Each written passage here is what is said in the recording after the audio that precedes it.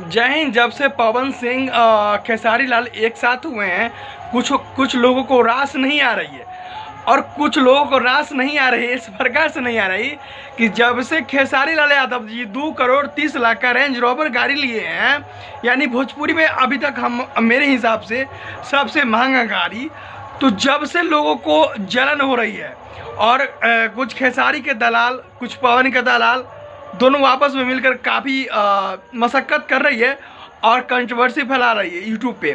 तो दोस्त, अभी से सुधर जाओ।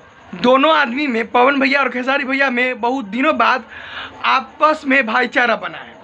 कुछ दिनों बाद, काफ़ी दिनों बाद तुम लोग फिर भाईचारा को तोड़ना चाहते हो। अगर भाईचारा टूटेगा तो फिर से लंबे समय तक पवन और खेसारी अलग अलग दिखेंगे, एक साथ नहीं दिखेंगे।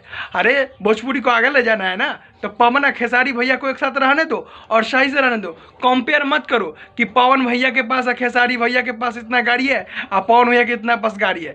अरे उनके पॉजिटिव और निगेटिव पर फोकस करो। अगर अश्लील आता है तो पवन भैया हो या खेसारी भैया, दोनों में कोई किसी को मत बख्शो और दोनों में से कोई हो उसको रेल दो।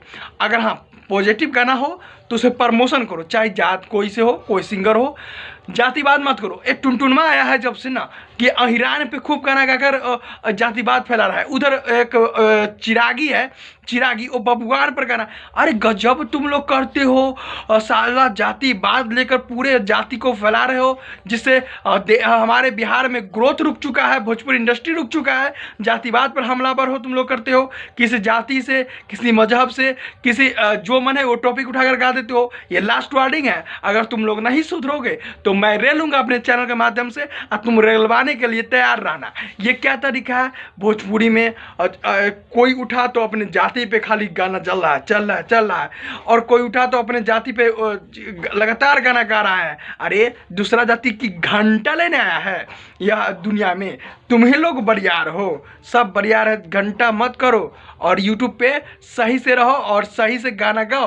तुमको काफ़ी मशक्क़त होगी, तुम लोगों का कलाकारी 2 दिन में टूट जाएगा। जातिवाद अगर नहीं करोगे तो जातिवाद करके प्रमोशन बात